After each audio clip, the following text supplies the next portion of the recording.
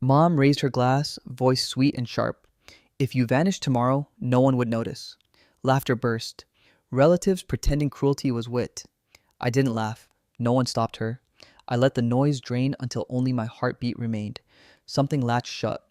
Every summer, Mom, Lydia, monarch of appearances, scripted the Rowan reunion to the minute. My role never changed. Agreeable son, low volume, Miles. My brother, with the startup glow, took the spotlight.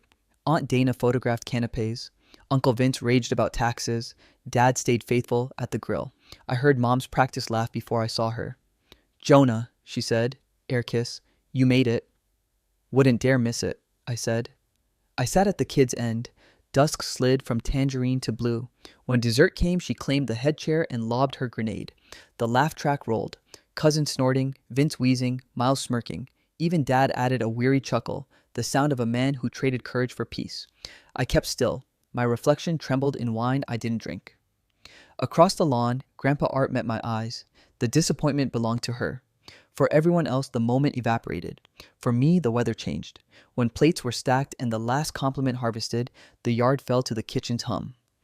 Under the lights, I realized the silence didn't hurt. It held. Morning split the blinds. I replayed the laughter, startled by how routine humiliation had become. Her cruelty had always worn a comic mask. Last night, she tied it on deliberately. A text buzzed, "If you're up, bring coffee. Porch is warm." Grandpa. His cottage hid behind oaks. He waited with a blanket on his knees. She crossed a line, he said. I wouldn't feed her. Good. Let people reveal themselves. He gave me a small envelope, my name in careful script. For Jonah, when he's ready. Don't open it until you know exactly why. That's cryptic. It's protective. I drove home, set the envelope on my desk, and saved emails, texts, family photos. I didn't know what I was building, only that it needed bricks. The envelope sat there like a sealed fuse. I stopped by Dad's office to drop something off. Tie crooked, eyes red. She went too far, I said. He pinched the bridge of his nose. She gets carried away. She gutted me in front of everyone. I know. A quiet, defeated thing.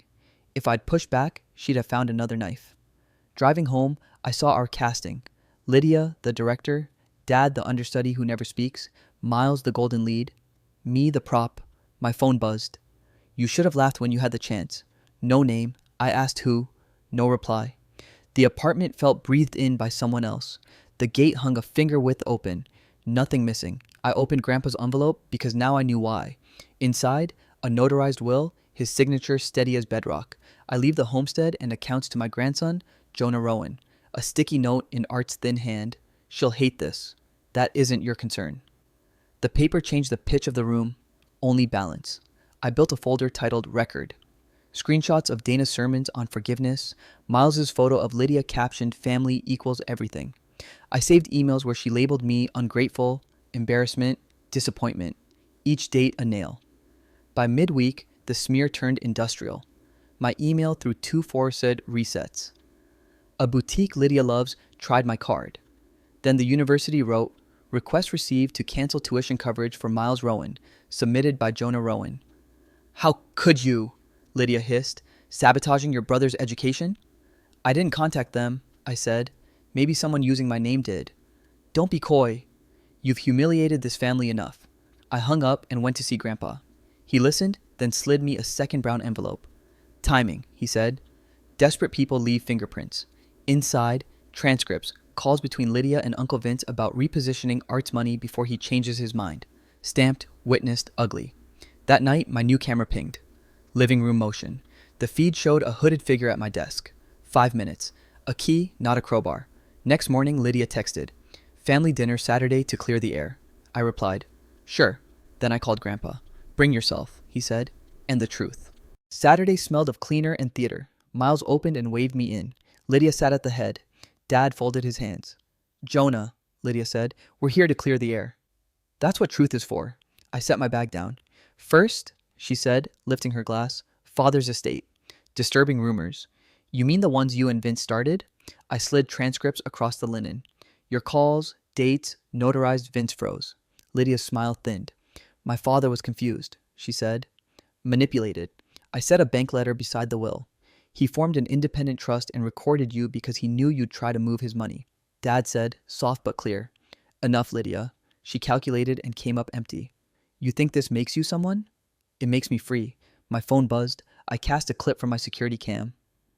A hooded figure at my desk, a key turning, papers riffling, retreat. Miles stared. I gave you that key in college, I said. She told me to check what you were hiding, he muttered. Lydia didn't deny it.